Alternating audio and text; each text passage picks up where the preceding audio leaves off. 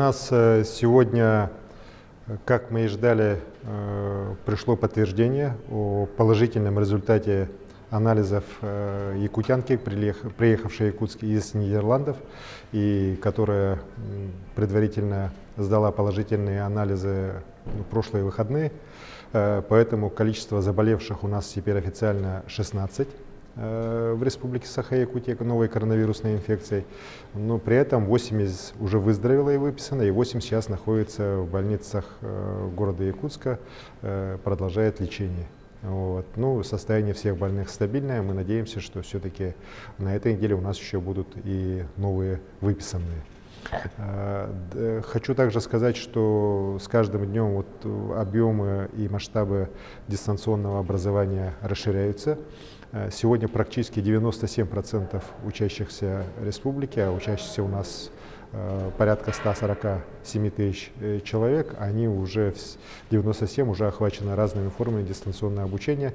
Конечно, с мест поступает достаточно много вопросов, связанных с медленной скоростью интернета, зависанием тех или иных образовательных платформ, но я думаю, что в ближайшее время это все наладится.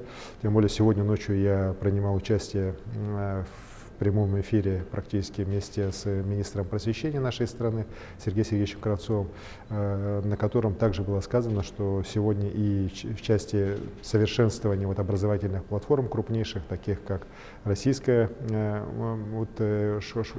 система РЭШ, система Учи.ру и так далее, будут дальше совершенствоваться для того, чтобы нашим детям было удобно работать. И принято решение о переносе ЕГЭ, сроки будут сдвигаться. И здесь нам тоже надо понимать, что никаких отмен ЕГЭ, как многие сейчас пытаются представить ситуацию, не будет. Будет именно сдача единого государственного экзамена, и к нему, конечно, надо будет большую организационную работу проводить, но и детям нашим, конечно, надо серьезно к нему тоже готовиться. Хочу также сказать, что соблюдение режима самоизоляции для жителей наших городских округов Якутска, Жатай, для Мирнинского и Нюрнбергского районов — это абсолютная необходимость. Многие решили, что раз погода стала теплая, пришла весна, то можно смело выходить на улицу. Ничего подобного. Как раз вирус себя наиболее вольготно чувствует при температурах 4-5 градусов, которая как раз у нас днем устанавливается сейчас на территории данных муниципальных образований.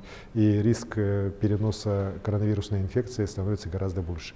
Поэтому я еще раз обращаюсь к жителям данных муниципальных районов соблюдать режим полной самоизоляции. Это очень важно, это очень нужно, в первую очередь для вашего здоровья и здоровья ваших родных и близких.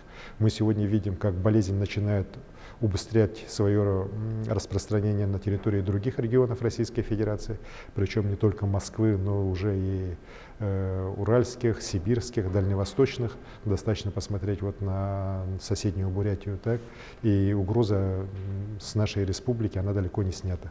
Все только начинается, и, соответственно, соблюдение режима самоизоляции — это на сегодняшний день самый главный и действенный способ преодоления распространения новой коронавирусной инфекции. Поэтому очень большая просьба режим самоизоляции соблюдать очень строго. Спасибо.